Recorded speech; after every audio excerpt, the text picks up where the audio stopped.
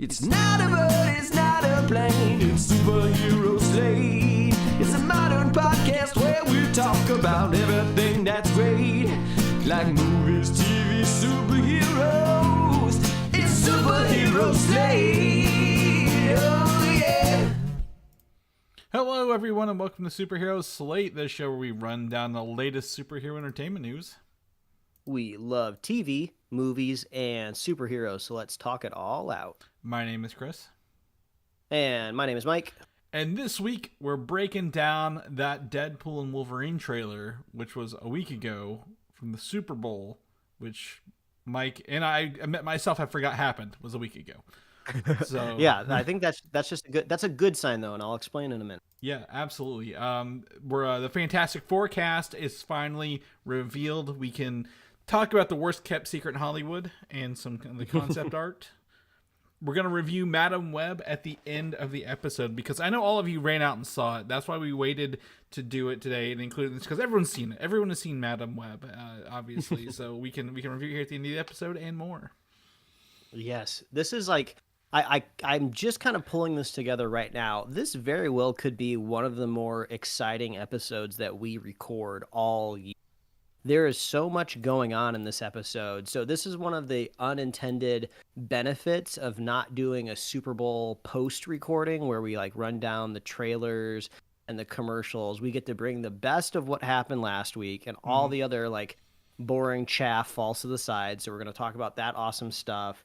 There's exciting announcements that came out this week. We get to review, I would say, a pretty infamous movie at this point in time. So there's like a ton of great stuff that we're going to talk about. But also, I think most importantly, this is like maybe a superhero slate first. This is the only time we've ever done this. And the only time Chris has ever done this to me, and this is just hyping everybody up for the end of the episode. So you have to listen all the way through because I'm sure you've dropped your phone plenty of times, and like the bottom of the screen is cracked, and you can't quite get to the skip or scrub bar. So you're gonna have to listen to the whole episode to get to the end, the Madam Web review. Because you might be asking, hey, I've been a loyal subscriber to you guys for 8+ years. Actually, I think we're going on like 9 years now. We are into our 9th, coming up on our 10th. Yes. Yeah. Like, where is the dedicated standalone review episode for the Marvel movie? That's what I'm used to. That's what I'm accustomed to. And I was like, well, that's what I was expecting too today. I was like, okay, I'm preparing myself for 2 recording sessions until Chris kind of breaks our unwritten rule that we've had for nearly a decade now, where if we both plan on seeing a movie, we don't talk about it until we get on the microphone. We kind of, we keep it close to our chest until we can kind of get it on the official recorded record. Until like Friday rolls around and Chris tells me, are you sure you want to go to the theaters for this movie? Yeah, so let's not say anything yet. I mean, we'll get to it later because there's a whole story here. But I will tell you, me and Mike, there's a 3-hour time difference between me and Mike. And I have a good window of when I can message him and get a response. So I had to sit for an extra 3+ hours mulling over, do I talk to Mike about this movie before he goes and sees it, or before we do a review, or not? And that is probably one of the longest sections of time in my entire life, just considering the repercussions of that. So essentially Chris recommended some maybe more cloak and dagger ways to watch this film and to maybe not subject myself to the car travel, the gasoline expense, the mental expense of having to be in a theater. Mike with has other to people. worry about a college savings for his upcoming child. So I'm yes, that's true. I'm actually every not moment doing it for is you. Precious. I'm not doing it for you. I'm doing it for your kid's education, Mike. Oh my God! And the calculus is going to be crazy once this kid is here later in the year. Like I will be infuriatingly angry if I waste a theater trip on a movie that I don't like. He's already concerned about the thermostat settings with 3 people in the household. What's that going to cost? Going to do to him? I know Mike. Yes. I know he's thinking that. Exactly. He's worried about the physics of how people are sticking to walls. I don't even know. We don't. Well, even Chris, know how it works. I mean, how do you know if you can stick to a wall if you've never tried before? Exactly. But I don't want to get. So essentially, Chris kind of let some of his opinions slip a little bit, and he has deemed it unnecessary. He used all of his authority that he's gained over the decade of, I would say, being the main producer of this podcast, and he made the chief decision of this movie is not worth a standalone review. So we are tacking it on to the end of this episode, but I don't know. I feel like the conversation will be fun either way. So it's gonna be. I think this is gonna end up being kind of like an extra large episode. You know, it's not a 2-for-1 Big Mac special, but it's like you're getting a Big Mac and maybe it's a double Big Mac. It's not a 2-for-1, but it's a double Big Mac. It's like there you go. Not two separate things, but it's a little bit thicker on that Mac because I sell those. Yes, less buns but more beef. Yeah, that's right. That's right. But anyways, let's not give anything away. Let's jump into some news. Last week, everyone knows we recorded before the Super Bowl, pretty early for Mike, and I appreciate that for him. So we did that, and we really, for Super Bowl 58, we watched it here. We had a really good time on Paramount Plus. I mentioned my theater TV or my movie poster TV having the scores, right? Fun fact, Paramount Plus runs on a 30+ second delay on live television. So the score was updating faster than the actual football game sometimes. So people were like, I'm like, well, just sit closer. You don't have to look at it. It's fine. It's not like visible when you're watching the screen if you're a little closer, but that was really fun. But I want to talk about some commercials, Mike, because here's the conundrum I've run into. I don't remember very many commercials a week later. In the moment, very hot, very, very fun. But I can't remember a lot of them other than the State Farm with Arnold Schwarzenegger and Danny DeVito, the NABA thing. I really enjoy that. That was really fun. And all I've seen is the Dunkin' Donuts, the Ben Affleck Dunkin' Donuts thing. Interesting. I haven't seen that one kind of pop back up in the feed. Like I said at the top of the show, the benefit of doing this a week later, only the cream rises to the top. And the only single commercial I can recall, which I actually really loved because it's just weird enough to like lodge in your brain, kind of like what is it, like Baby Monkey? Is that the one from Mountain Dew, or is it Doritos? It wasn't Mountain Dew. It was like Monkey Puppy Baby kind of thing. Yeah, that's what it was. Yeah. So the one that's sticking onto my gray matter is all of the bird mascots from the NFL flying in migrations. And it's like a wildlife documentary, and you can like see like a flock of like, literal Eagles players like flapping through the sky. I love that one. And since the game went into overtime, there was a few extra kind of commercial slots, some replays, slotted. So I got to see that, I think, like maybe 3 times, and I enjoyed that one. So I would put my vote into that one for most. I honestly don't remember that one. If that tells you anything on my end, I was immediately enthralled with Arnold Schwarzenegger leaning into his accent, his Austrian accent, and I was like, oh, this is really, and they just kept going. It kept going, and then the real cherry on top was from Twins and what's the other movie where one of them they're both pregnant dudes. They played in those movies in the late 80s, early 90s, right? Together. Oh God, why can't I think of the name? Like I can envision the poster so clearly. It's not in Look my Who's head. Talking. It's not Expecting. It's Oh my God. This is the point where people scream. I know. It's fine. Well, it's not like everyone's going back and watching this movie, but it was fun to see them together again for the first time in a very long time. So, absolutely commercials. And I was going to say there were several movie trailers, I don't have I originally had Wicked in here, but it's not, we actually got more news enough to push Wicked off of the bullets. I have recently watched that play for the first time, and a lot of people are very interested in it because it's a part 1, part 2. The play is very split down the middle with the intermission, so that looked cool. But I was gonna say I was wrong, and we didn't get a full Deadpool trailer, Mike. We got a micro Deadpool trailer and pushed to go watch online, which I was doing on my phone, running around the house while the game was on, trying to juggle my food like that was going off, and then watching the Super Bowl thing. Yeah, I was kind of curious. I was like, I know Chris is entertaining a group of people. Does he have the balls to turn the game off and switch it over to YouTube and force all these people? I've got to enough watch it TVs now? to do it, but no, I didn't. I watched it on my phone. I started to dive a little too deep into like the Twitter like hashtags and stuff. I wanted to see what the internet was like talking about.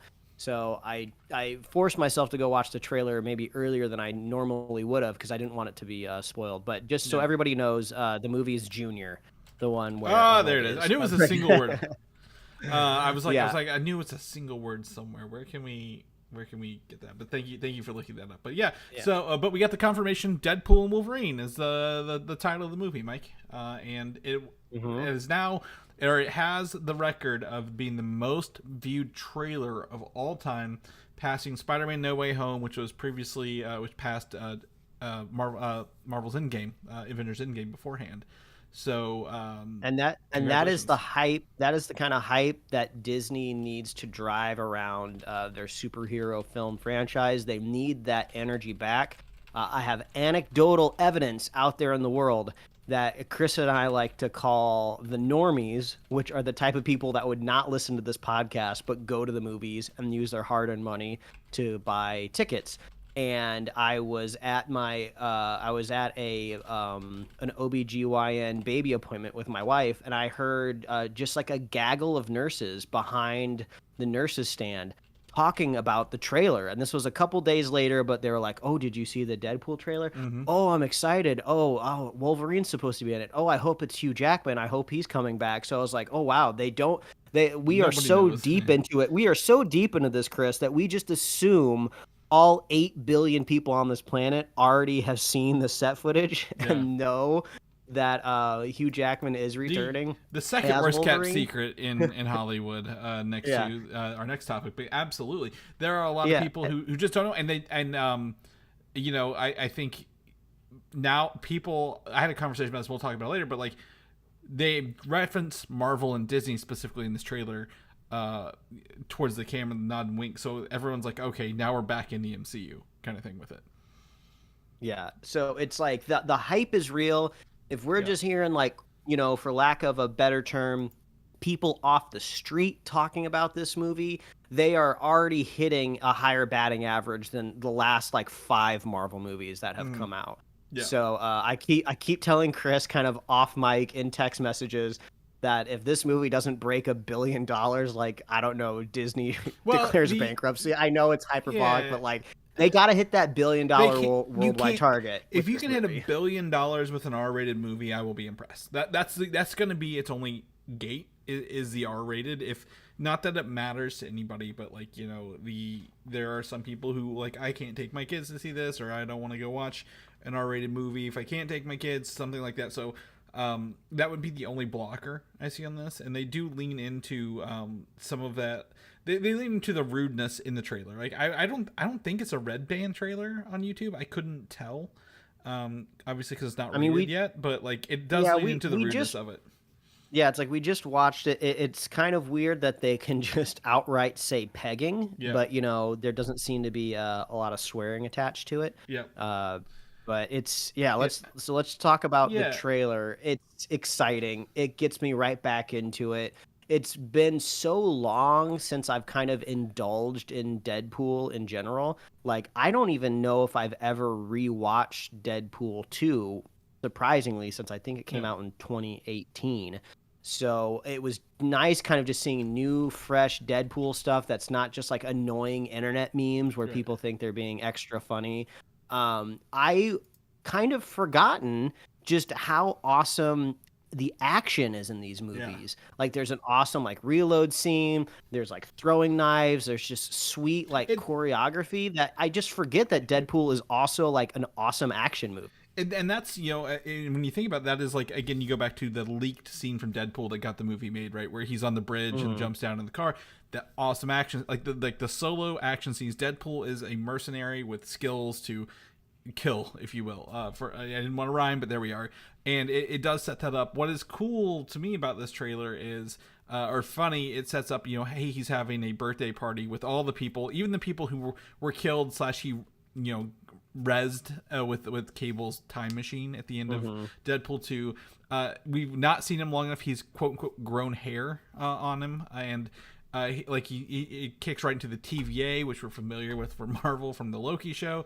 And then we get just a montage of mystery action scenes, familiar things and places to really say this movie's connected to a lot more things than we think it is. And obviously we are in this more than other people. We know a lot more. We've seen the set photos. We know that big sign is 20th Century Fox right behind him.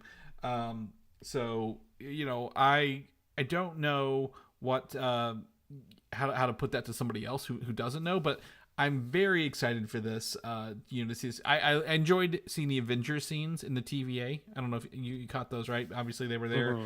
If you look at the bottom left, actually it shows Deadpool accepting like an award speech. It's like one of the smaller screens. They've done that. The scene where he throws his hands up and says "wait." Remember that's a reference from the first movie. That's the turned over scene truck from Logan. Actually, if you look into it a little bit. I don't know if I point out to you, but at one point he's sitting in the Hulk's bed from Thor Ragnarok in there. I don't know if you saw that scene. Big teeth. Oh, I didn't realize there was so many like direct connections.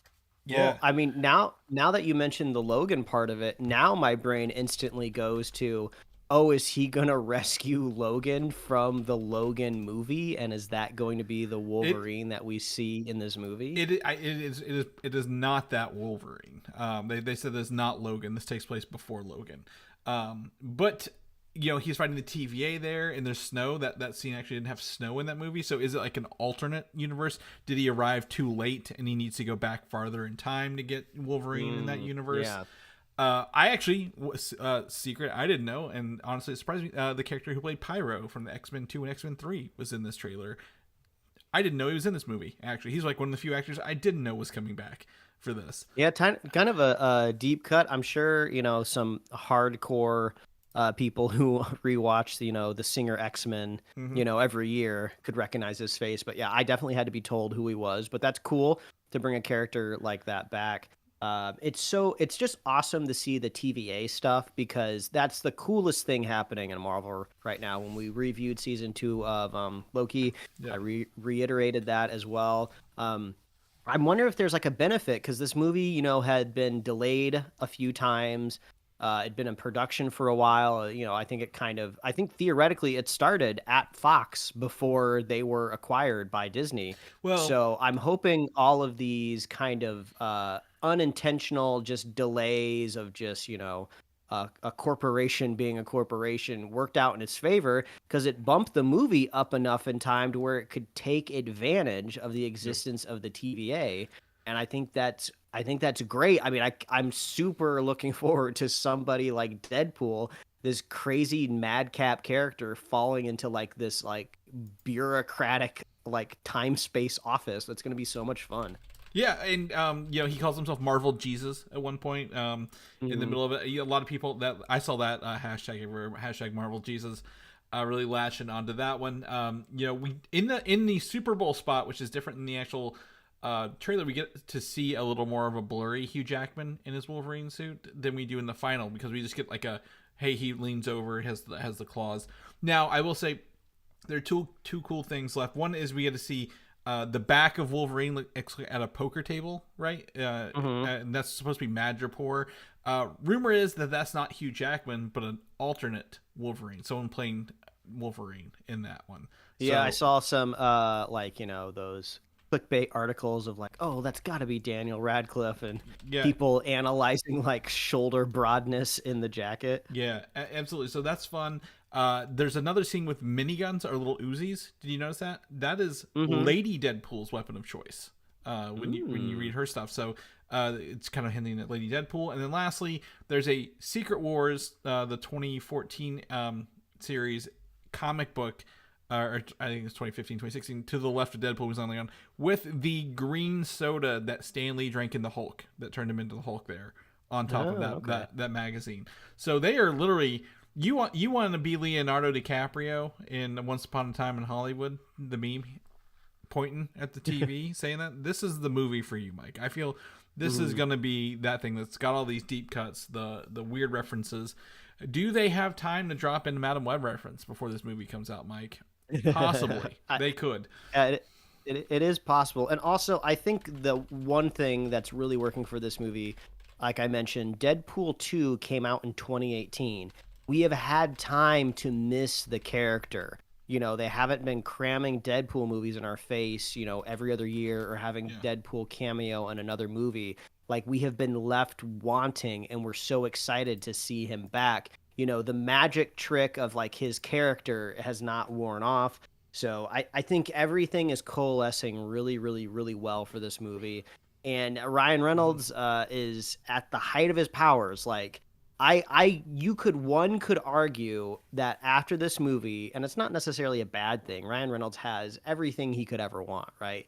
But you could say he will never be as big of a hitter in Hollywood as he is when this movie comes out. Just because how do you top like your Deadpool like trilogy? You know, he's got like soccer teams, he's got his own like commercial company, he's got alcohol companies, like, you know, it's kind of like George Clooney, right? He is a permanent fixture in Hollywood that's never going anywhere and will always be popular. But, you know, George Clooney hit his zenith at some point in time. So I'm Ocean's predicting 11. the zenith. Yes, I'm predicting the zenith of Ryan Reynolds with Deadpool 3, and then he'll have like a nice cool down, but he'll never get so cold that, you know, people won't want him. I think the other thing is I disagree. I think this gives him money and I guess leeway. Not that he needs money or leeway. He can go do anything he wants, like you said, to do fun projects, right? Like what was Spirited a couple was it last year, 2 years ago on Apple TV, right? The musical with Will Ferrell. He's doing what If? Is he in If or voicing a character in If? He might be.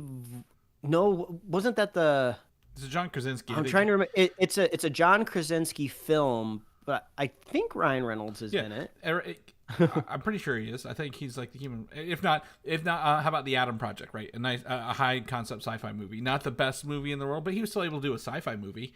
And that kid went on to do Percy Jackson. That recently came out, it's getting rave reviews on Disney Plus. So he might hit his zenith, yes, but I don't think he's gonna slow down. I think he's gonna just be doing these little fun little projects that no one else will ever get to do. Low budget movies, right? No one's doing low budget movies right now. And you know, bring along everyone he wants to do with it, all his friends, and to show now that he's friends with Hugh Jackman. Hugh Jackman posted the new title instead of Deadpool and Wolverine. He calls it Wolverine and Asshole in the fonts, which is fun. I'm glad they included Wolverine in the title. If I'm going to be completely honest, that's going to bring in that audience you mentioned, the non-nerds, the casual viewers who have watched Hugh Jackman for 25 years, right? Be Wolverine, who suffered through X-Men Origins Wolverine and got to this point. So I'm excited. The title's Deadpool and Wolverine. This 225 trailer hype through the roof. Absolutely loving it. And I'm excited for Marvel's one movie this year, Mike. That's pretty exciting. On the flip side, Marvel's exciting me even more for next year with the again, worst kept secret in Hollywood, the official casting announcement of the Fantastic Four. And on Valentine's Day, with a confirmation, it's a new title, Mike. It's called The Fantastic Four. I know, huge difference. New artwork, new logo, concept art shows the people in the costumes, and there's so many secrets in here. So many little Easter eggs along the way, Mike. One of them being, obviously, I've seen this article to death, is that The Thing is reading a Time magazine from December 1963. Leaning to this movie possibly being set in 63, 64, if you will. But I think that's that's incredibly exciting, because that's the first thing I want to talk about. I mean, we'll talk about the casting, but like as you said before, Chris, if you're plugged into this world, you kind of knew about some of these things already. But it's exciting to imagine more of a period piece movie, because the last one we got, really outside of like Captain Marvel being in the 90s, which I suppose if you're young enough is sadly a period piece for you, but was Captain America the First Avenger, right? That was solid. It's a period piece, but I feel like it's so solidly set within the confines of World War II. It feels more of like a war movie and less of a period movie. Right. So I think this is going to be fun, going back to the 60s, seeing how like society is like back then. I'm curious how this hooks all into the MCU overall. I mean, you could do a Fantastic Four trilogy set in the 60s and 70s, depending on how far you want to age it, right? Or, you know, is just the first movie set in the 60s and then they time jump to the future, fall through a portal. I'm curious how they end up meeting the rest of this universe. That's my big question. So there's two things to this. One is, if it's set in 63, which is even the costumes, they have Herbie the robot, right? This is all very 60s, the astronaut suits. If it's set in the mid 60s, that is fine by me. The villain is still rumoredly, as we've talked about, Galactus, right? Silver Surfer. Maybe at the end of the movie they have to go to space to protect the Earth, right? Or draw Galactus or something away. They're out in space due to time dilation. They come back. It's the good point. Mid 2020s, which is great. And Doctor Strange references them, right, in his movie Multiverse of Madness. He's like, "Oh, Fantastic Four, didn't you chart in the '60s?" Meaning he probably hasn't seen them since the '60s. The other part of this, and this is, I'm just going to throw this out here as an idea I had, is what if the Fantastic Four, is set in a different universe where like it's like they are in a different multiverse, because right, the Secret Wars is the next movie after that, right, where they come together. They don't need to be in the MCU and tied to everything. They can have their own world, their own quirks, and then are pulled into the MCU in their next film, which would be Secret Wars. That way they don't have to have that baggage. I mean, that is true, and that's an interesting idea. I do think there is an advantage, though, of keeping characters tied into the MCU at large, or I guess the sacred timeline, or whatever you want to call it, because I feel like you're going to bring a little bit more inherited just love for the characters, empathy for the characters is what I'm looking for from the audience, because, oh, they inhabit this world with all these characters that I know. If they come from a different universe, theoretically, anything could be different. It's kind of like when Doctor Strange was, going to that Captain Carter, other Mr. Fantastic universe, whatever number they attributed to that.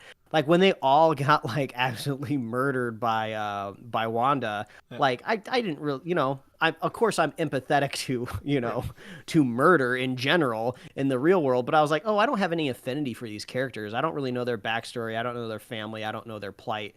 But I guess if you have a whole movie set in an alternate universe and we get to know them, that can be different. But there are some fun things that they could do if they stay in our mainline sacred timeline. They could know Hank Pym. Right. They could know Howard Stark, possibly in some way. There could be some connections there. But I do really like the idea that you're floating, that they need to all agree as a family that they kind of have to almost sacrifice their lives in a way of like going out into space, and they say we all have to agree because once we come back to Earth, we're going to be, it's going to be. Well, I would even say so many years in the future. They don't even say that. I think they just need to say like, we're going out here. There may not be a way to come home, kind of thing, right? And then when they get, to me, it's more of the realization they get there. Oh, this is not the place we left, right? We've gone forward 60 years. Yeah, because it's a great explanation of like, well, where have they been? Like, if they're so influential and so powerful and super powered, why haven't they affected like culture at all on planet Earth?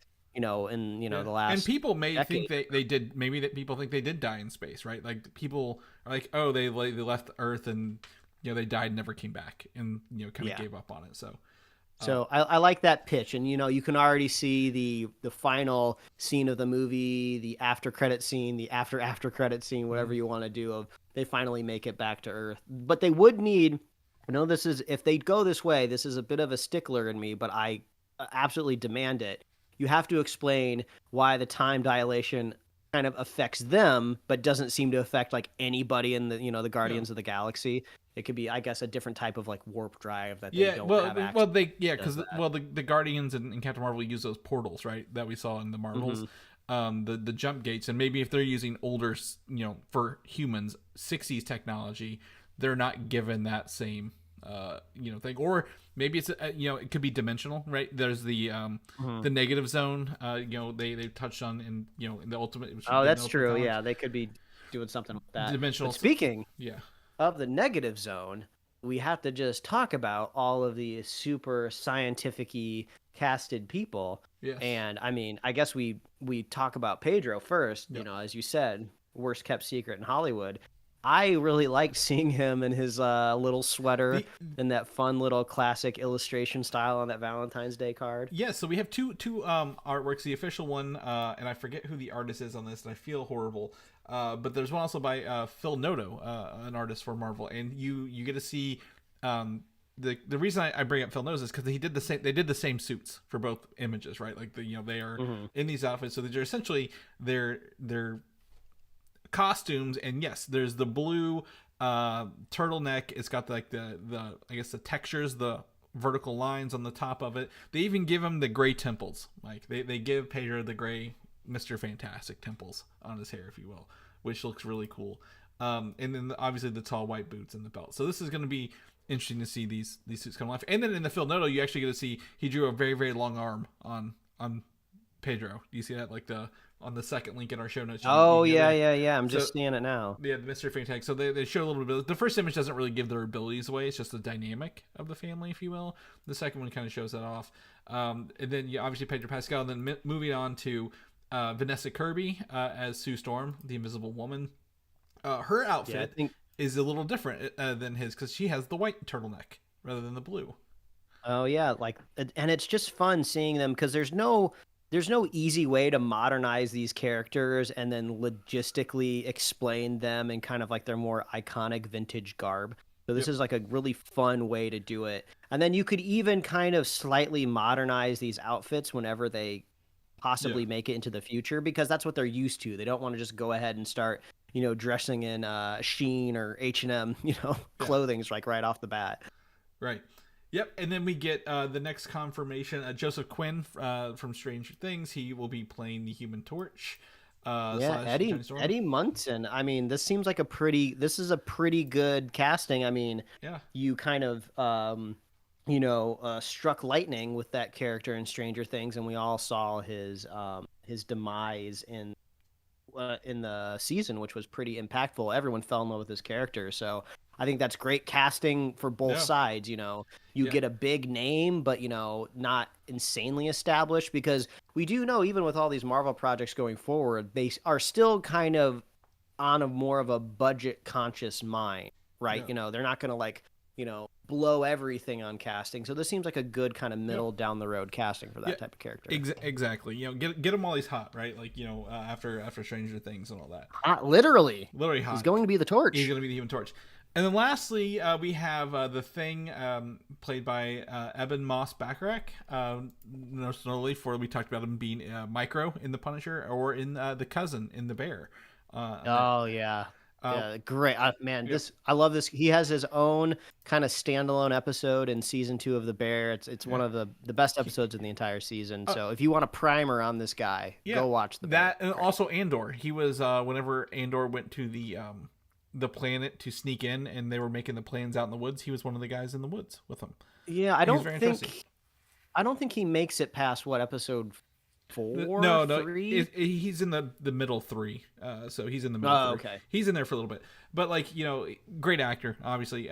Fun fact: he is the first Jewish actor to play the Thing who is Jewish in the comic books. Everyone else is not. And so, if you want a little fun water cooler fact for people out there, you can say he's the first Jewish actor to play that. And what's cool about the Thing is, obviously, the other ones they're leaning into the Michael Chiklis era thing, the comic book thing, like bright orange, right, bright blue eyes, big heavy bottom lip. So I feel like we're gonna have a really good comic book iteration of the Thing on the screen here.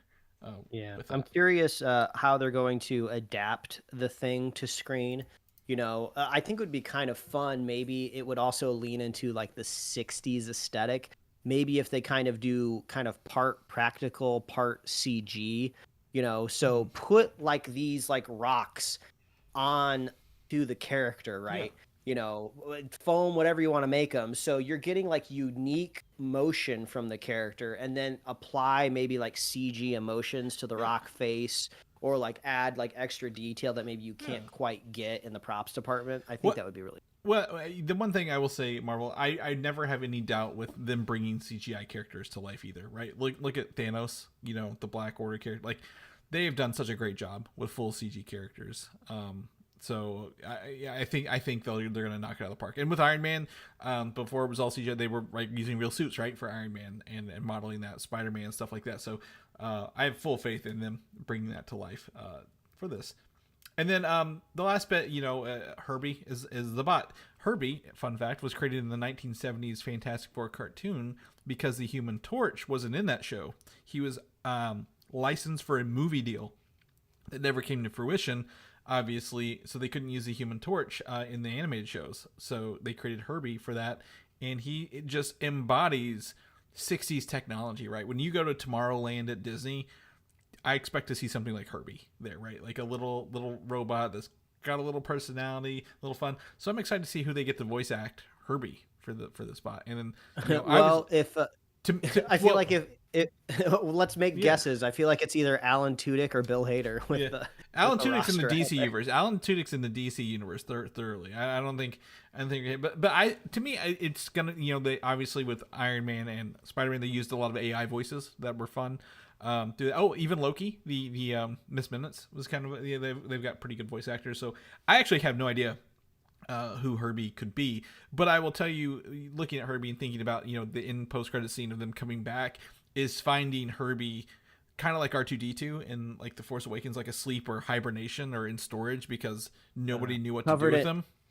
Covered in dust, and the camera slowly zooms in, and then suddenly like an LED, like an SOS like LED starts like flashing on Kirby's like they're back. They've already done that. I don't even know if he'll be dust covered, but like he looks like one of those robots who would like be like, hey, I've kept everything clean while you've been gone, kind of thing. He's like a Wally, if you will. Yeah, kind of like looks. I have like to say, there is an advantage to having like a voiceless character. I think that some beeps and boops could also be pretty charming on Herbie. No, absolutely. But this was just a nice Valentine's Day treat, Mike. Like, even though we did most of it, to see the artwork, see the logo type has changed, right? We're not getting that linear blue Fantastic Four, the modern one. They went back, retroed it. Again, directed by Matt Shakman, who did WandaVision, so I have full faith he can do period pieces thoroughly in this.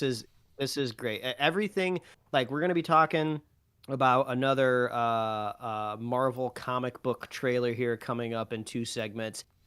Everything is starting to kind of turn the other way with Marvel in general over at Disney. I feel like the ship wheel has finally started to turn. We're starting to round that corner, right the course, if you will. The delays are paying dividends, if you will. Like the individual things are paying dividends because this could have been rushed out. It could have been done. I mean, this actually has a new release date of July 25th, 2024, which is 2 weeks after Superman Legacy, by the way.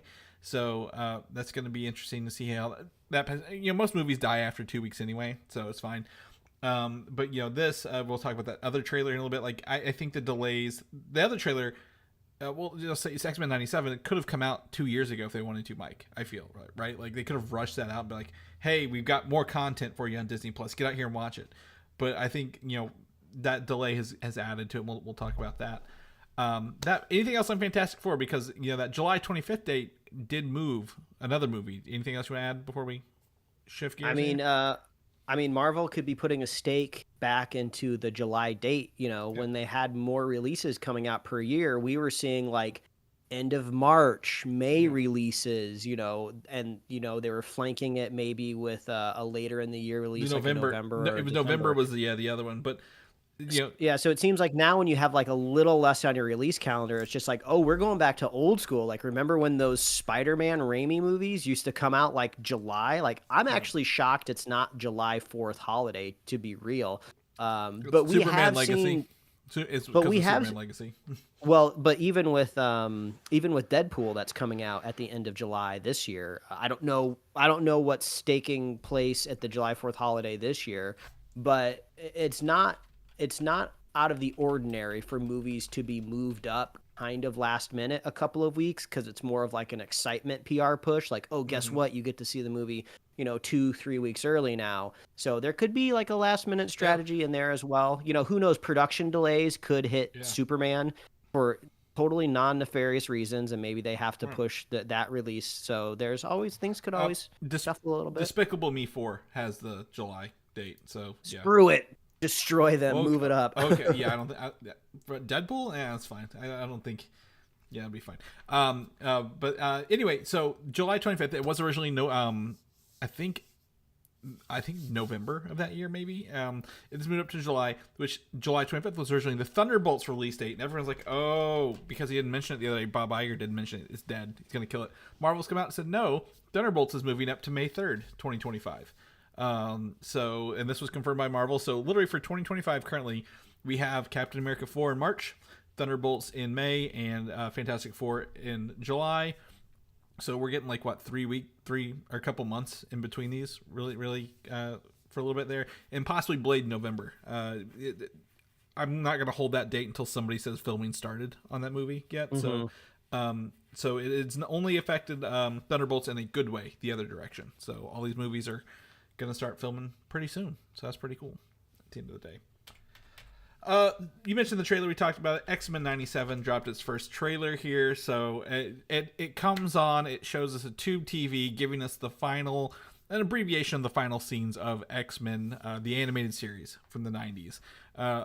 Xavier has presumably died. The X-Men are there with Magneto trying to live on his legacy. And then we get to see the new show kind of pop in. Hey, here's what it's going to be. Here's some cool stuff. Here's the voice actors and stuff. I am thoroughly impressed how much this show looks like the 90s show, Mike. Like the it's not identical, obviously, because we're not doing, art. We're doing artwork on computers now. But like even the missing frames, like it's like at a half frame rate for the voices in the action, just like animation, cheap animation in the 90s would have looked like. The voice actors are returning for a lot of the characters or their new roles. It was just so not nostalgic, but I'm like, oh, I remember watching this. Like it just took me right back. It is an absolutely perfect trailer. I don't have any notes, and this is exactly how they should have executed it. I like you were mentioning the opening. I love it. It's perfect. Prime me with what X-Men used to look like back in the day. And how we used to watch it as well. They even kind of dress the set a little bit where it's like you're watching it in kind of like a 90s aesthetic living room. We're slowly pulling in and getting right back into the moment, like right where we left off. I saw comments out there that said if the show doesn't premiere with the iconic voice line of previously on X-Men, we're rioting. So and then the visual style is perfect. I love it. And you hit the nail on the head where it's like they're modernizing it just because you have to. You're not going to create the show just like how it was made in the past. We're using more modern technologies, but you're leaning into it. They're kind of doing exactly what you should be doing with nostalgia of you remember it differently as a child. And if you go back and rewatch it, you're not capturing the same magic. So you have to kind of inject a little bit more excitement and energy into it because you're not trying to duplicate what was made one-to-one. You're trying to duplicate the feeling you had when you watched it. And that's exactly what this feels like. I was going frame by frame on some parts, like especially when Wolverine is like riding on Gambit's back. Oh, the Gambit charging his claws. That's going to be a killer scene to watch. So awesome. Like what a great idea. The tone is amazing. The theme song I was waiting for you to bring up the music because through the trailer is like so exciting. It has just that kind of right level of ease to it. I know we're just kind of jumping all around the trailer right now, but even like Magneto kind of doing all but twirling his like invisible mustache at the end. He's like, he left it all to me, and you're just like, no. And it's just everything about this is amazing. I'm so excited for it. And I wasn't expecting to feel like this. I was kind of cooling on 90s X-Men because I thought like, oh, are we overhyping this property? I'm not saying it was bad by any means. It definitely made accomplishments, but I was like, the landscape has just changed so much. Is there anything left there? And like this trailer just brought me right back to it. Well, it's a risk, right? It's like anything you try to touch 30 years later. Is it still there? Is the audience there? Obviously the audience is there, but like some of that stuff, it was cheap. It wasn't made with money. It wasn't made with it had care, but like it wasn't the same, right? They were just like, we had to churn out 23 episodes a year of this. And like this show was also infamously like tossed between like animation production companies. So like the quality of the show changes between seasons. So like and that's just like unfortunately what happens with a lot of like animated kid shows. They're just like tossing it around. They're just trying to get to syndication. They don't care so much about the narrative because they're like, kids aren't gonna care. Well, they want people with superpowers, and that's what X-Men is. Everyone has a power in it. You have big Sentinels, you had cool stuff to see. So to me, this really just kind of blew me away with how true they're sticking to it, and how again it doesn't feel like a cash in. It feels like hey, we're doing something we want to do here, and we're doing it with people who care about it, which was cool. One of the fun things about this is release date's March 20th, Mike. We're just about a month away from watching this dude on Disney Plus. 10 episodes, new characters, new stuff like that. Really, really excited to see what this looks like, and maybe it'll get another season. Maybe it won't. Maybe this will wrap up the story. I don't know, but this is we are prime X-Men era with Deadpool this year, right? Revisiting some of those cameos. I mean, so this is great. I mean, I hope this is popular because it would be a fun jumping off point, right? Because there's so much that happens just within the X-Men universe, especially with comic books, that the movies just aren't really ever going to be able to touch, because sometimes X-Men just gets really, really weird because it's extremely like science fiction based with some storylines. It's got space. It's got like it's got space adventures, alternate dimensions. They have everything in there. Future timelines, past timelines. Yeah. So it would be fun, like maybe after like 1 or 2 seasons of this X-Men 97, just like blow up the team, right? Kill off some characters, do some stuff that you're never going to be able to touch in the movies. I think that can be really fun. X-Men's great. With the inclusion of Beast at the end of Captain Marvel, right? From this, his look from this, Deadpool, Wolverine, X-Men 97. It's just, it feels so good, Mike, to be an X-Men fan. So we'll keep you guys posted as it comes out, because we're a month away. We got a comment on our video. For people who don't know, we're live streaming on YouTube. Someone says they showed up to the premiere for Madam Web looking like Mistress Web and her stable of underage brothel employees, Mike. So we're gonna have to come back to that here in a little bit. Well, I think they're talking about the thumbnail. The featured image. Yeah, absolutely.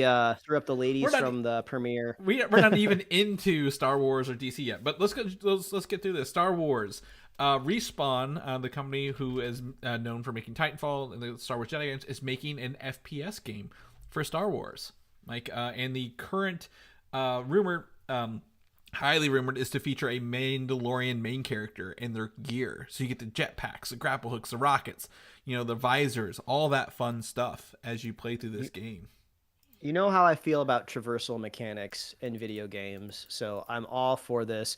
I was always the annoying guy in what Halo multiplayer was it with? Halo 3, where I'm like, yes, jetpack every time. I don't care if it makes Reach. me. It was Reach. Yeah. If it makes me a target out there in the world, I'm always picking the jetpack. And I know Halo has grappling hooks now. I never had a chance to play with it, but yeah, give me all the tools. Give me the fun little wrist rockets where they're like the size of like a nickel, but apparently can destroy a tank.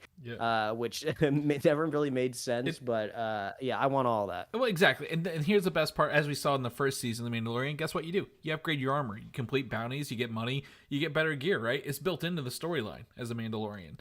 And you can actually feature other planets because Mandalore was destroyed. So you get to go around doing all sorts of stuff, hunting bounties, doing shootouts. I would love to, my thing is multiplayer. I would love to play this with 3 to 4 friends, right?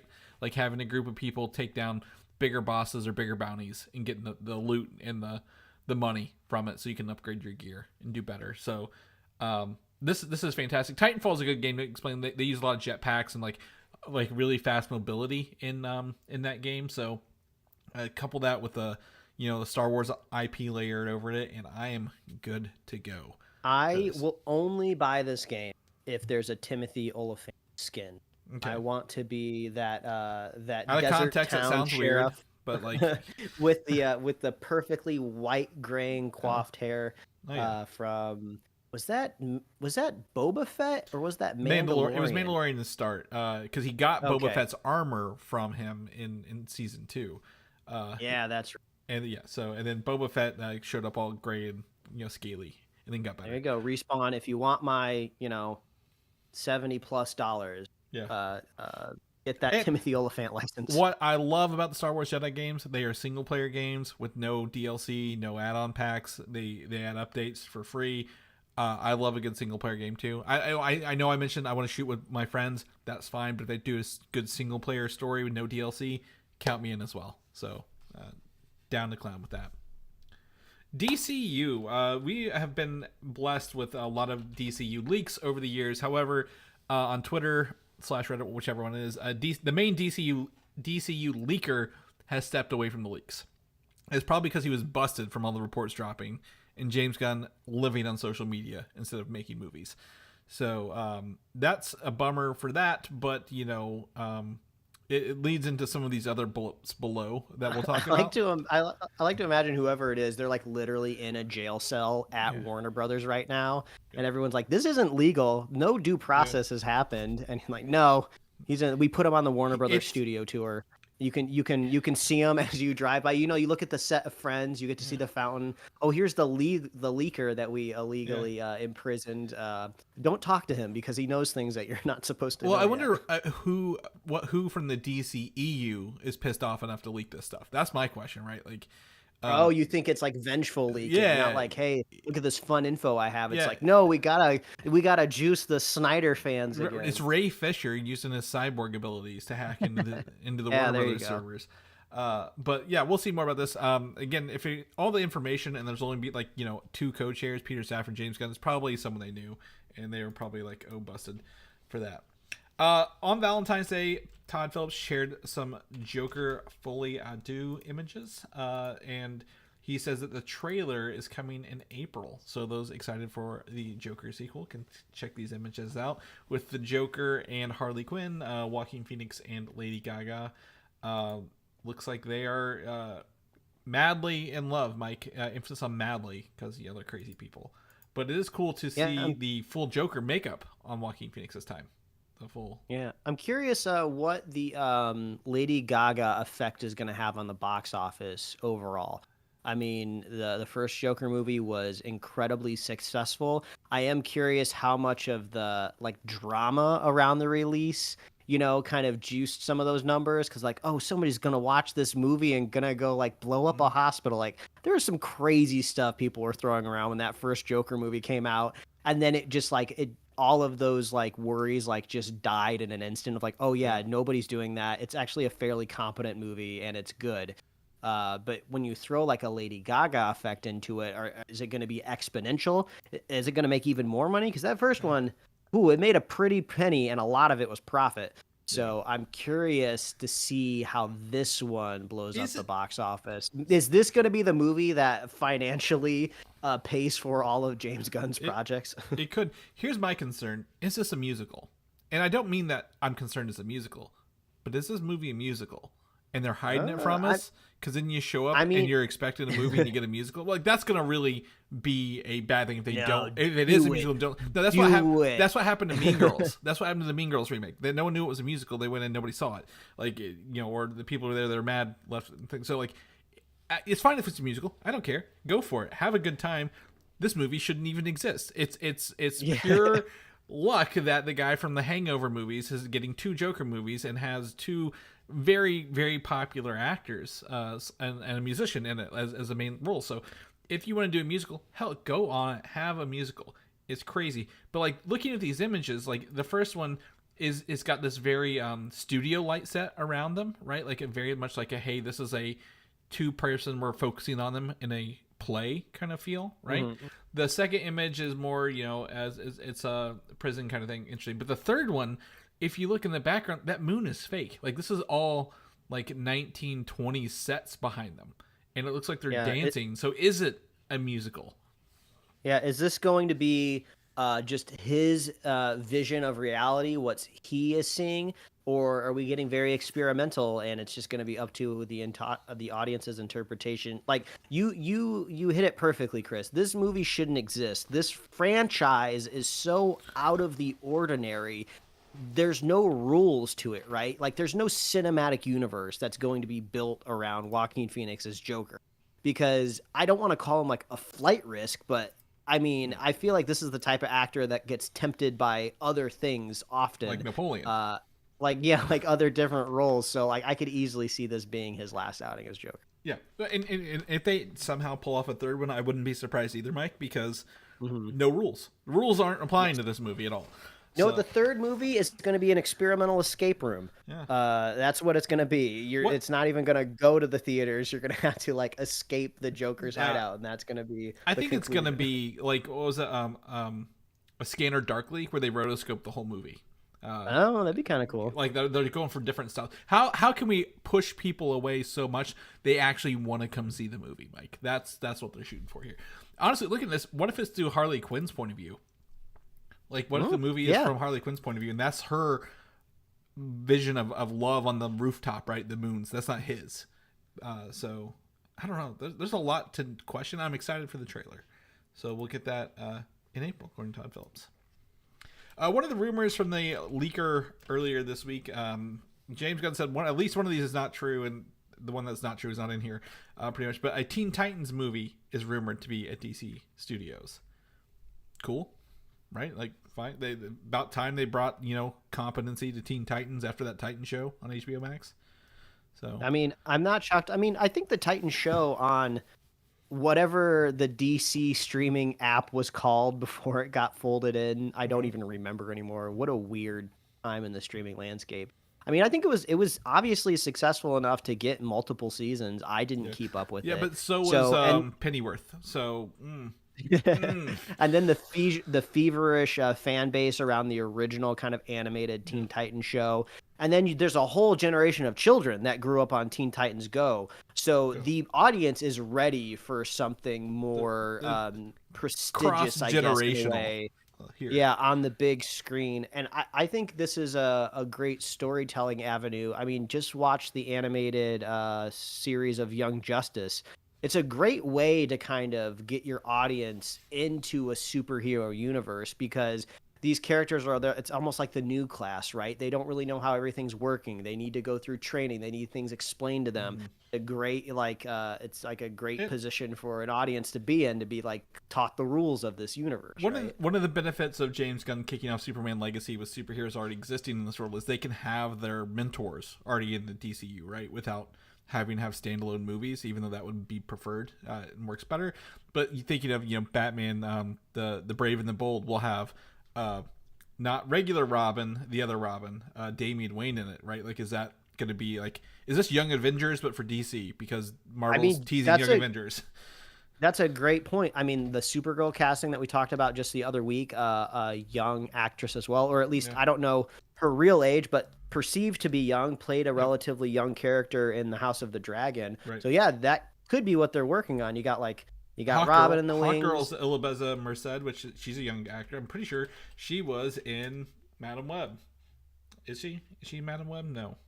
I'm gonna look this up. Anyway, continue. Okay, you look it up. But yeah, there's a big cast out there. Anya Corazon, the girl who lived in the building with her, is Hawkgirl, and she looks very young. Yeah. So we could have a like a young Justice Teen Titans. I guess Teen Titans you'd really have to kind of change up the team, if you will. Like, are you swapping like a Starfire for a Supergirl? Is that what's happening there? I'm not sure, but there's opportunity here. That is what it is. So if that's for the audience and that's what the people are demanding, give it to them. Do something. You don't have to ignore them and do whatever you want. I think there's opportunity there. The other rumor that came out of this is Plastic Man movie being written or at least directed by Darren Aronofsky, who's probably writing it too if this comes true. Now, for those not familiar with Plastic Man, imagine the abilities of Mr. Fantastic. He can turn into different shapes, twists, stretch, whatever, but he's very crass. He's not the scientific person Mr. Fantastic is. He is like a horn dog celebrity, if you will. Quite different. I mean, it's just the craziest part of this. Darren Aronofsky. Yeah, that's really? Why I was like, it's not like the character. It is Plastic Man. I mean, do it. I mean, is this like a paycheck move? Is this just like he's feeling experimental in this phase of his career? I think the last thing he did was a movie in the Sphere in Las Vegas. Like, was he just enamored with a gigantic screen real estate? And it's like, what if somebody was stretching across this Sphere from corner to the corner? Imagine all of the pixels I could fill up with a Plastic Man in this. That would be hilarious. Plastic Man premiering in the Sphere. At the very least, an advertisement on the outside of the Sphere. Right. I mean, that's doable. Yeah. But yeah, Darren Aronofsky, like, very experimental. Wow. I'll watch it. Yeah. It would definitely get a lot of attention on it. Hopefully it would be good in quality, and I have no reason to doubt it wouldn't be, but boy, that's experimental, if you will, for a character that not many people are going to know about offhand. So if this comes to fruition, we'll let you guys know. Right now, DC's have only announced half of their Slate 1, which is Gods and Monsters. He might fall under the monster spectrum, if you will, but we'll keep you guys posted as more information comes out. Now we're going to step into Sony's World of Spider-Man, and we're not even to Madam Web yet, Mike. One bit of news here, which I think is the best bit of news, if I'm going to be completely honest, is Spider-Man Noir, right? We've talked about this movie at Amazon, I believe, in the works. But that's not even about Peter Parker. It's just kind of about someone who's playing this noir person in this. But Nicolas Cage is in serious talks to star in this series. So he would reprise his role as the Spider-Man noir that he voiced in Into the Spider-Verse movie. So I'm of two minds of this, right? Mm-hmm. I mean, I like the idea of a healthier streaming landscape where companies are kind of selling ideas and TV shows to other streamers, because I feel like that's the best version of Hollywood, where there's just lots of cross-pollination and promotion, and it's not just all gated under one singular streaming app. But also at the same time of like, I mean, we're going to talk about Madam Web here in a couple moments, but like, I can't trust anything coming out of Sony Entertainment with Spider-Man unless Kevin Feige has his hands on it. So, I mean, Nick Cage, a fun element, right? That piques my interest, but it adds intrigue. I did not have any intrigue about this, and then I'm like, oh, Nicolas Cage, what could he do? Like, you know, is it the version of his character from Into the Spider-Verse, or is it, you know, is he just doing that because he had the voice role and he wants to keep playing it? It definitely puts a bigger question, like, oh, this is on my radar now, because beforehand I'm like, absolutely not. This is a travesty. We shouldn't even be talking about this at this moment. But that's about the only good news I have kind of going forward from here on out on the show. The next bit of news is Silk, the other Spider-Man show that they're working at Amazon. They did not revamp, or they didn't restart right away after the writer's strike, and there was some legal actions. But Amazon apparently scrapped the writer's room. They're keeping the showrunners. Phil Lord and Chris Miller are still on this as an executive producer, and they're retooling the show Silk to a male-skewed audience. Even though this is a teenage woman named Cindy Moon who has spider powers. So, you're like, what is that? What is it? I mean, is that, you have it down here in quotes of male skewed audience? Is this from an official source? Is this a rumor? Is this this was it? This was the most official thing you get without Amazon saying, yes, this is what we did, kind of thing. I mean, like, what are did they think the series was like, I don't know, too woke or something? I don't know. That's a big red flag for me right there, of like, oh, we don't think we can get anyone to watch it unless we put the, because when I see this, I just imagine what's the tightest latex uniform you know we can put on our heroine, and that kind of gives me a little bit of like skeezy vibes. The problem is Amazon has too much fucking data.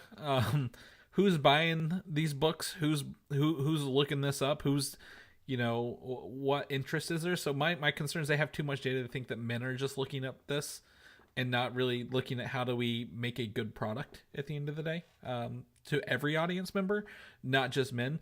I don't know what the first version of it is. So, you know, was it, you know, just the daily life of a teenager with spider powers who happened to be a girl this time? But like, we've done that with Miles. So I don't know what even the first one was to even say, why is this one special for men? Well, also, if you purely just follow data, it's the tail wagging the dog, right?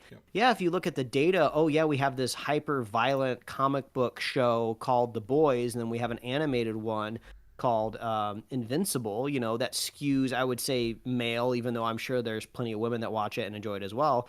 But yeah, if you're looking at that data, but like, you have to have a breadth of other content if you're going to be like a big streaming service.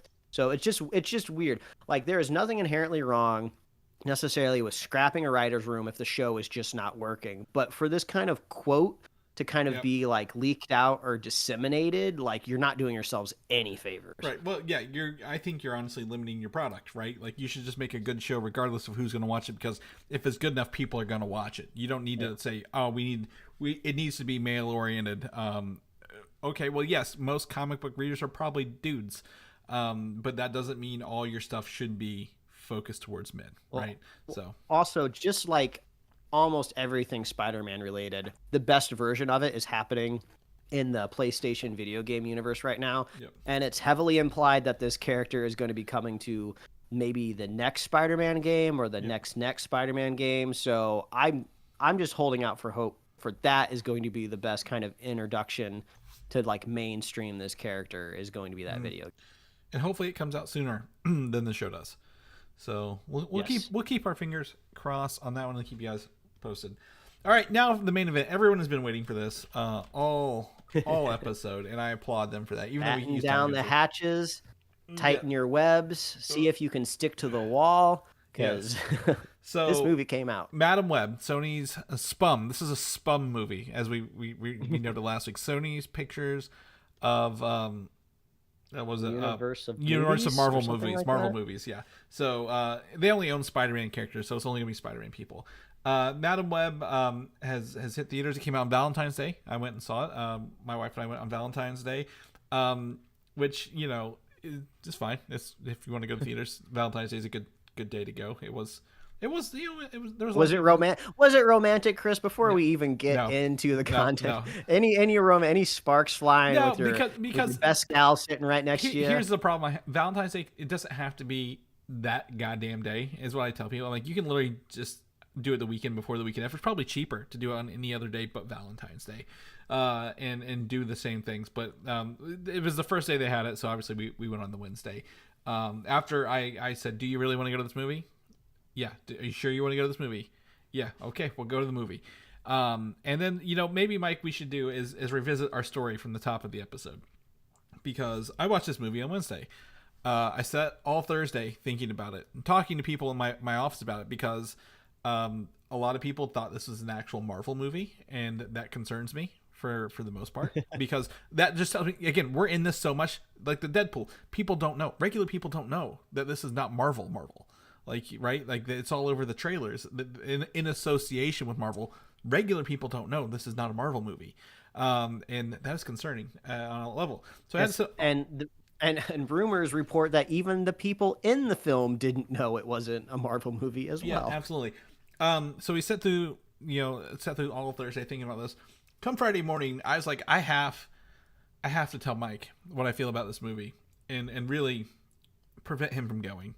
Because at the end of the day, I'm mad at this movie. I told Mike this. My exact words, I'm the more forgiving of the two of us. And do you agree when it comes to most of the stuff we watch? And incredibly forgiving. You are the type of person that can find the joy. You can find the bright flower petals in the middle of the weeds of pretty much any superhero property. And I'm usually the one coming in like a dump truck that says, light this field on fire. Yeah. I was very surprised to hear you kind of break our code of silence of just like, I don't think you should pay money to see this movie. And I'm like, wow, okay. Yeah. And then Mike said that you're inadvertently hyping me up. I'm like, okay, whoops, I think I've gone the wrong way. But at the end of the day, I think I came down to this because I've recently gone through, I'm in the process of scheduling to get my wisdom teeth taken out. I've had root canals less painful than watching this movie, Mike. And I hate to be mean. I think I took bad films in college. It's how I opened most of the stages. I took bad films in college. I can find 5 minutes of good out of the worst movie, as you mentioned. I can find 5 minutes of great out of the best movie as well. This movie, literally within less than 5 minutes in, I'm like, oh God, what have I done? Like, I literally, I think I said something out loud, and my wife kind of looked at me. She's like, "You all right?" I'm like, No, I'm not. I can't wait to talk about the specifics because I'm curious if it's the exact same moment where I thought, oh, this is what this movie is going to be. And if you don't usually watch or listen to our normal review episodes, we're giving it to you right now, spoiler free. But trust us, this won't last long, and we're gonna switch right over into spoilers just because there's just some things we gotta talk about. I feel we can almost go spoiler free or spoiler filled the whole thing because you either watch this or you're not by this point, and I think time's up. Like, if you're not watching it, you're not going to see it, but we'll maintain spoiler free. It is hard. It is so hard for me to find a redeeming thing about this movie to talk about, and I will say, people ask me, where do you rank it? What's your rating? I give it if I give Morbius a 1 out of 5, Mike, for example, because we all know we already have that review, this is a 1.1 out of 5. And you may ask me, how do you rank this above Morbius? Morbius has the ability of, like, you know, the main actor, Jared Leto, thinks he's the best actor in the entire world, and he's doing us a favor by doing this. Matt Smith thought he was in an MCU movie the whole time, and was doing his best thing. But at the end of the day, that story is everything. It's just, it's so well done, it's boring, right? Like, there's nothing that elevates it. The point one that this movie gets is me wondering how the hell this movie happened, because I have more intrigue about the production and what happened on the way to get this to cinemas than I do Morbius. Morbius, I understand. This, I'm scratching my head walking out of the theaters saying, like, I'm literally, I don't react in a theater. I don't like to give away my things, but I'm, like, physically groaning out loud in this movie the whole time. I agree. This movie gets a slight artificial bump just because it's almost like a case study. It's like an experiment gone wrong, whereas, like, Morbius, you can kind of see everything written on the wall. It just feels like one of those, like, more ancient comic book movies where you're just kidding the typical beats and you're just cashing in on nerds coming into the theater. Where this one, it's a little different. Yeah, I just beat to find something redeeming in this movie. Adam Scott, refreshing actor. I have no qualms with what he did in this movie, right? With what he was given. I think he's a great actor, and he somehow pulled off his role very well. How about that? That's one good thing there. There you go. I will also say that in this movie, as you see from the trailer, Madam Web, she can, predict the future. And you know, they have to redo scenes, right? Because she's redoing scenes over and over again. Like, hey, I see the future, so I'm going to change something. I see a future, I got to change something, right? They were able to I think when they reset these shots and redid the things, that's actually competently well done. I felt they were able to redo the scenes without me saying, oh, that's a little different than last time. I think that's a technical accomplishment here. I think that's two things. Do I have a third thing? I don't think I do, Mike. I don't think I can do a compliment sandwich on this movie. Even the rule of threes cannot even be applied to this movie. But, well, all I want to do is get us into the spoilers of this as fast as possible. So I will just simply agree with this is not a good movie. So let's talk about it. Just don't see it. Just don't see it. That's all I'm going to tell you. Don't pay money. Wait till it's on streaming and watch it free. Do not pay to go see this movie. Because if Sony is using any sort of analytics to make decisions, we don't want to sway numbers in their direction if we don't have to. So throw up the flashing spoiler. Let me put the time code in here about spoilers, because no one's going to pay attention to it. Let's get it going. So, Chris, the moment for me at the beginning of this film that just my jaw was just kind of like, what is happening? I want to pause this. I want to pause this because Mike live texted me this entire movie. So I have a good idea of what's going on. The only way I'm going to get any joy out of this film is if I just essentially live tweet with an audience of one, which was Chris. And I'm sure he was busy during the day because I got very little response from him. But I was like, no, he has to put up with this. Oh, that's fine. If he told me to watch this from the comfort of my own couch, he's going to get every internal thought I have on this film. And that is fine. I just... the things you said, how do I even react to this? There's no reaction to it. I'm like, I know. I saw it. Thumbs up. I agree. When the spider people descend from the trees was the moment I was shocked of what is happening now. Nope. It was before that. It was well before that, actually. Whenever her mom was researching spiders in the Amazon before she died, that she screams in pain because she's 400 weeks pregnant or something like that, looking for the spider, and literally she screams in pain because obviously the baby's moving or something like that, and the audio is different. Like the ADR cuts off, like whatever her scream is, cuts off the ADR audio that was going on right before it. And I'm like, they didn't even have the editing time to put in like background audio to make this smooth and seamless with jungle sounds. They're just chopping it up like, oh, if this is the first chop, I can't wait to see the rest of the chops in this movie. And they come at you a mile a minute. But yes, this movie, not right even before the spider people, Mike, the villain goes and like hey, I'm gonna rummage through her stuff, and then she immediately finds a spider within 5 minutes of the movie starting, saying, "Hey, I found the spider I've been looking for months." Along the way, like, and it's not quit explaining things to us. It's not even like a very realistic looking spider. Like they like really beef up like I don't know if you want to call it the thorax, the pointy part at the end of the spider, the dangerous part. No. It's like so oddly animated and it sticks out so strangely in the jar. You almost expect it to be a bigger part of the movie, and then the spider really never comes back again. I thought it was going to kind of be the linchpin item or something like that. No, it's like no. I was maybe even expecting like a tie-in to like Oscorp, like maybe like Oscorp like takes the spider, or there's going to be some tie-in there. Like absolutely nothing. If like Oscorp's that. not owned by Pepsi, they don't want no part of it. You don't want no part of it. But like this whole spider clan in the jungle is just insane. I don't understand how any of this makes it through executive producers, creative team, gets it through the ladder, it gets pitched. It's just absolutely asinine. My guess is this wasn't pitched. My guess is, and what's her name? Dakota Johnson said this. When she signed up for a movie, the script went through a bunch of reworks after they signed up for it. So they had probably a pretty good script to start, and then they just were like, no, we don't want to make that. What's the cheapest thing we can do? Let's have some flashes of people in like web garb over them who live in the jungle and can run across trees and have superpowers. Yeah, and the costuming is so weird because they were like, okay, so we need some sort of like primitive Spider-Man costume to kind of allude to this franchise that we're trying to milk. But these are jungle dwellers. They should be in like, loincloths for lack of a more appropriate term. They should be more. Yeah, exactly. But no, you look at their costumes and it just looks like something cobbles together for Comic-Con. Like there's like, it almost like there's like plastic pieces. There's like silicone, like black webbing. Nothing looks organic about it at all. So it's just like, why? And then also, why does the bad guy create a similar proto-looking Spider-Man costume?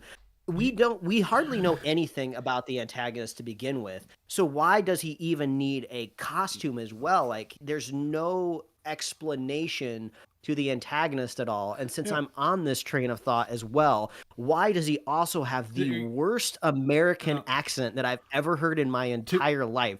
Yeah. I had to look him up. French-born actor, apparently pretty prestigious, has had some really great roles overseas. So I'm assuming he took this for a paycheck. So get that bag, buddy. This is great. I don't know what he's trying to do with this accent. It is crazy. So two things. Number one, don't ask why. You're asking why in this movie, you're not going to get answers. You're not going to get any, and I think that's the wrong way to look at it because whatever came out of this is either gone to so many hands or nobody's hands. And nothing will make sense ever. It is rushed. There are things that are missing that should be here. As a film requires you to tell you who your character is, or at least show you, doesn't do any of that. But the voice actor, I think all of his lines are ADR'd. I think he had an accent issue, or did not have an accent in the first one, and they went back and added something in or changed it because almost all of his lines are ADR'd. If you look at him, his mouth does not line up with any of the audio. So yeah, I mean, who even knows if that's specific to him? Because as you said at the beginning, Chris, there is so much ADR. Ooh. This film is chopped and screwed. Yeah. This is a chopped cheese sandwich with no seasoning or too much seasoning. I don't really know what approach you want to take to it, but just absolutely wild. I am so lenient in movies in general when it comes to performances. Because I feel like if everything else in the movie is at least competent, I can kind of let myself go and fall back into the zone of just like, I am myself a horrible actor. Is a very hard thing to do. So even if somebody is just almost like reading lines off of a cue card with no emotion, I can let it slide. But there is absolutely no enthusiasm being brought to any role from any character. You've got four leads essentially: Madam Web and the three girls, right? Who have to bond with each other, and they what's her name? Dakota Johnson, I think, is trying the way she speaks is how she speaks like in real life too. So I don't know how much of that carried over, but even the three young girls, Sydney Sweeney playing like a 15-year-old, even when she's like clearly mid-20s, doesn't come off very well. Maybe it's because we know her from beforehand, But none of these girls, they probably got scripts the day of, Mike, because it feels like they are reading lines, and then like okay, practice this. Okay, that's our take. Actually, we're gonna get out of here. It really is baffling how these actresses who have good things under their belt, who do good things, are just relegated to like very poor iterations in this movie, right? Yeah, it feels like they did the practice take and like, okay, that's the one we're using. Yeah, just very like boring teenage archetypes as well. They just lean into just these old ideas, maybe because it's supposed to take place in the 2000s, or the 90s. Is it supposed to take place in that? I could not get that out of my head the whole time. This was the game that I was playing that kept me engaged through the insanity. We had been reporting on this movie for a couple of years now, and it was always intended, at least as far as we know, to be set in the 90s. And if you do the math correctly, because I went and I looked up the different Spider-Men, the only Peter Parkers that exist out there in the universe, if you kind of subtract their teenage years to them, none of them align to 2003. There's not like a Tom Holland age Spider-Man. There's not an Andrew Garfield Spider-Man that align with 2003 as like a birth date. So whatever Peter Parker this is supposed to be, it's not one that we've theoretically met yet. And to be honest, they said it's not connected, and boy, is it not connected to anything else by the end of this. Chris, if you take Andrew Garfield in his first Amazing Spider-Man film, which is supposed to be a 17-year-old Peter Parker, subtract that from the year the movie comes out, sets you right in 1995, which I believe is maybe when this movie was supposed to originally be set. Because I understand in New York City, in Queens, once the millennium rolls around, it's not like everybody's throwing away their cars from the 90s. It's not like they crush them in a compactor and they all get new 2000s cars. But every scene in this movie, like it's oozing 90s as much as they can, and then they are force feeding you like 2000s references. It feels like with like post production, Well, there's a whole scene of a dude playing a PSP, as you mentioned, which didn't come out until 2005, which is off anyway. Yes, I looked it up. I did the research. Other than Britney Spears' "Toxic" that they're dancing to. That song did come out in 2003, and that feels like something that was added in later because that whole thing doesn't sit right. All the other songs are about 80s or 90s era, right? Like nothing, like all the songs feel like, oh, this was supposed to be set. They bought the licensing for the music, then refixed it later, and like we got to use the songs for this, which is wild. Can I talk about cars for a second? There's a scene where she steals a taxi. Okay, fine, that's great. It works. There's a lot of taxis. Then she pulls into a dark alley, pops the plates off the taxi. Two things: the taxi identifier is on top of the taxi. Not the plates. They're looking for the taxi. They can find. I didn't even think about that. They can find the taxi identifier. Number two, there are so many taxis in New York, and they say we have a stolen taxi. Do you think they'd be looking for the one without the plates to be run more than the ones with the plates? Because they'd have to run every taxi out there in the world. This is crazy. And then, correct me if I'm wrong. When she steals a taxi, drops the girls off, and goes back to her apartment to look at her mom's notes, that's the same day, correct? Like the kids were out there like 3 hours. She said 3 hours. But I want to say, because when they get into the woods, it's still daylight. Right, but she says, I'll be back. Give me 3 hours, I think is what she said. Yes, correct, yeah. They walk to a diner 2 hours in, let's just say, right, to do this. The guy is reading a newspaper about some girls being abducted from 3 hours ago already. Listen, the Daily Bugle, they're not worried about quality. They're worried about quantity. They get those newspapers out every hour. There's 12 editions every day. Yeah, that's 20. Oh, it'd be 24, Mike. But that's fine. We're not holding you against time here. But oh my Jesus Christ, this hurts to talk about. This hurts so bad. We're not saying anything. Like I wish we were saying things new that no one else on the internet. This movie has been beat to death on the internet. So there's no hot takes here. These are not hot takes. These are everyone else's takes on this movie. These are cold, delicious Pepsi takes. And Pepsi killed the villain. Pepsi killed the villain, Mike. Also, like, I want to talk about the proximity of falls in this movie. Because the inciting incident for Dakota Johnson, Cassie, whatever her name is she is trapped in a car and falls approximately like 15 feet. I mean, I wouldn't want to be in that situation in real life. but you gotta amp up the stakes when you're in like an action film, right? Like I like, okay, I get it that she's in danger, but like this is the thing that kind of is the catalyst of like kind of her powers igniting. I would expect a much further fall from a bridge. And bridge falls from cars are an iconic staple of Spider-Man movies, but they seem to happen at a little bit more of a dangerous height as well. So very, very odd. And then also the main villain, who is shown to us to be super powered in a way, like he is superhuman. He is very strong. I find it shocking that he dies by falling off of like maybe a 3-story building. I understand a big letter fell on him as well, but to assume that is what kills him. Yeah. Yes, I think it's the second P in Pepsi. He's a squash spider, Mike. He's a squash spider. Yeah. The Pepsi corporate brand style guide says only the second P in Pepsi is allowed to be lethal. The first P, that's the hero P. That can't be killing villains. No. The villain is awful all around. He's using NSA technology in 2003 with camera clarity that we did not have in 2003. Let's just be honest. And even if this was supposed to be taking place in like also 1995, that's even more of a stretch.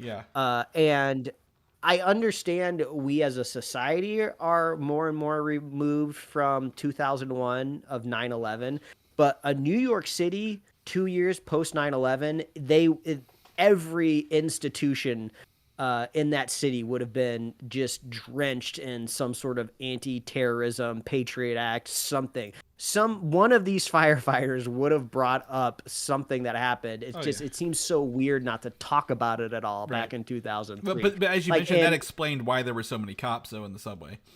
Yeah, that's the only reason to explain like 10 uniformed officers on a subway platform. An empty subway platform. Oh my god. Yeah, and then like I thought there was maybe some sort of watching the movie. Like, was there some sort of magic happening? Like I understand the spider guy who's crawling on the ceiling. He's hard to see, but they made it sound like he was literally invisible and nobody else could see him. Where it's just like, dude, they really think Dakota Johnson launched these officers like into the subway tubes with her super powered like punches and kicks? Like, no, somebody else was there. So it was just weird that they really leaned into like, she kidnapped 3 teenage girls. Can you believe it? The whole plot point, the whole thing is, there's a baby shower scene, Mike. I hope you get to go through this exact same thing at some point with this baby shower. Where the whole point of this movie is she doesn't like people and she doesn't want to interact with people, right? That's her. She doesn't like, to quote, she doesn't like all this family stuff. But I would say even earlier on, right? Like a kid tries to give her a drawing for saving his mom or whatever, and she's like, "What do I do with it?" And he's like, "Just take it and throw it away," which is like any regular person would do. Yeah. Like that. What a psychotic thing to be like, oh, what is this? Is this covered in cooties? Yeah, like, so it's like the whole point is, so like, and then you find out that she has like she's mad at her mom because her mom died, was working, didn't care about her when she was like 9 months pregnant. Then you find out that she had an incurable disease. And that's why her mom was there. Like, but they over explain all this shit to you. Like they just over and over explain to it. Yeah. And the whole point of it is she's supposed to take these girls who have no family and become a mother figure to them, right? I get what the whole line, the through line is, but it is the worst way to get there. Like throughout the whole thing, the kids don't care. Like they're not listening. They're doing, when she says don't do anything stupid 4 times, and then the first thing they do is something stupid. I'm like, well, yeah, of course, they're kids. Like I can understand her coming across one abandoned orphan child, right? But to come across 3 in the same day that all need a surrogate mother to help them is outlandish. Who is going to also, all 3 of them, kill that dude in the same apartment he's living in? What? Just move apartments. Your vision will change. And it's like I understand that they're trying to paint some sort of like Destiny paintbrush over all of this, but it's just absolutely wild. And I was prepared to not like this movie, right? We all of the red flags were going all over the place, so we were prepared for this, Chris. So we're not surprised that this movie is bad. But I cannot believe the gall that they had to lean so heavily into a couple flash forward scenes to put all of these costumed spider people into the trailer. Like, and we then only and that's get all we brief that's all we flashes. saw. Yeah, that's all we get. There's I I wish I could have found like a higher resolution final shot where you get to see all of them in costumes, even like Madam Web. You can find some on Twitter. This whole movie's on Yeah. Twitter, by the way, if you want to watch it. It's crazy. I can only just talk about the things as they pop into my head. A firework flies through the building, torpedoes through the water, and smacks her in the face, and that's how she becomes we blind. have to blind her, and then somehow she's also in a wheelchair. How did she get in the wheelchair? Why is she crippled? Nothing. Yeah, it's just like the Mace Windu redirected lightning was more believable for how the Emperor gets his weird wrinkly face than Madam Web's transformation. And I love how she's in that weird like robotic wheelchair automatically too. Yeah. Like she's all into it, ready to go. She's got weird goofy. She's got the future Ray-Bans or the Oakleys, on. and obviously they're like, oh, here's what we got for groceries, and she's like, I know what you got for groceries, and they're like, this is really annoying. Could you stop doing that? Like she doesn't need to tell us that she knows the future. We get that she knows the future. That final scene where they're in that kind of like almost cyberpunky like apartment, and they're all just With kind the of spider like window loft that she's looking that out. should have been where the movie started. I loved the cheesiness of everything that's happening in that final scene. Like Dakota Johnson is like, you know, operating on this aura of like mystery and all knowingness, and then like these teenage girls like, oh yeah, this is just like our new mom. This is so fun. Let's eat like Chinese food. This is gonna be great. Like, and like I cannot conceive any reasonable scenario of how these three teenagers get their superpowers, because they're all so unique and different. What I can only imagine the hilarious hoops that if this movie is financially successful and gets a sequel, how they get their powers. Like in a comic book, all of these characters kind of are introduced in like different eras, decades, issues. They all have like reasons unique for origins that explain. Yeah. But to have it all happen all at once is just going to be so silly. I thought maybe that they were going to get some of like the poison in them from the bad guy and almost die, but then like Madam Web like somehow like revived them, and then that's how they chest compressions. They cannot handle more than 4 chest compressions. Their CPR skills are absolutely useless because it takes 3 of them just to do a normal amount of compressions to bring somebody back to life.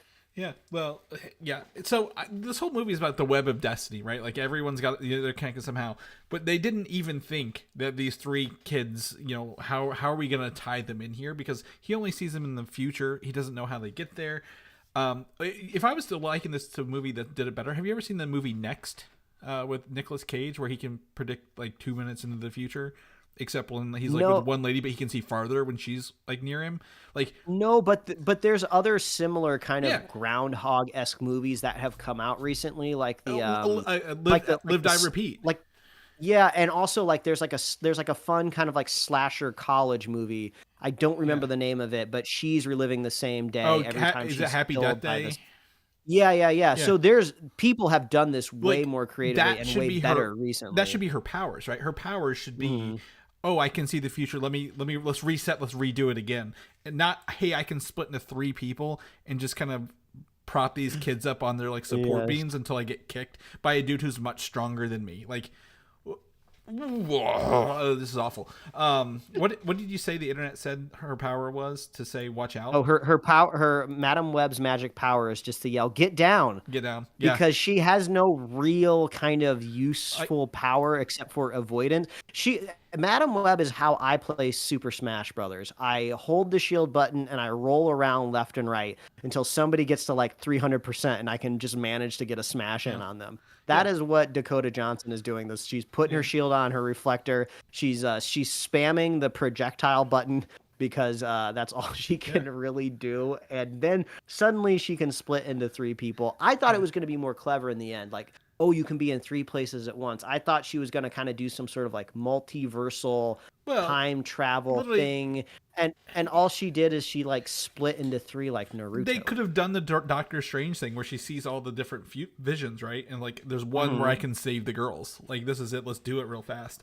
And then like she may not be more powerful than him, but she has the ability to like block him because she knows what he's going to do every time. Like, there's a whole thing there. I do want to share an anecdote.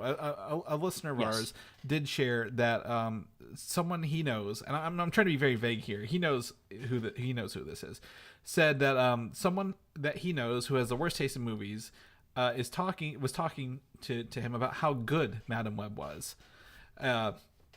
Anyway, so one of the things that he says at the end of it, quote, so then she taps into her brain powers and has to defeat Venom. Okay. I could see how someone would get this. But that was a very funny line from someone who's like, this is Venom. This bad guy is Venom. And I'm like, yep, he looks like Venom, doesn't he?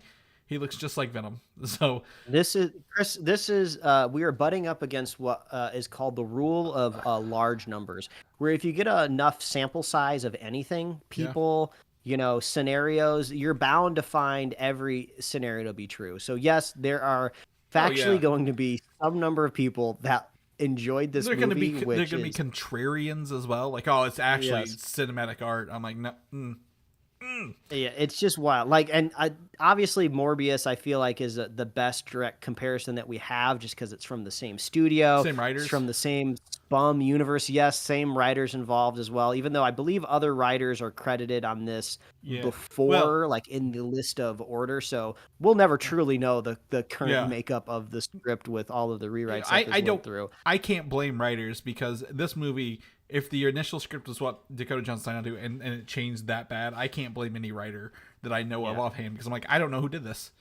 Yeah, I do have to say, if my headcanon holds true, and Dakota Johnson signed up for this movie, read the script, saw the writing on the wall that this is a dumpster fire, so she approached every scene with just absolute apathy and just wild weirdness, and her press tour videos are so fun to watch.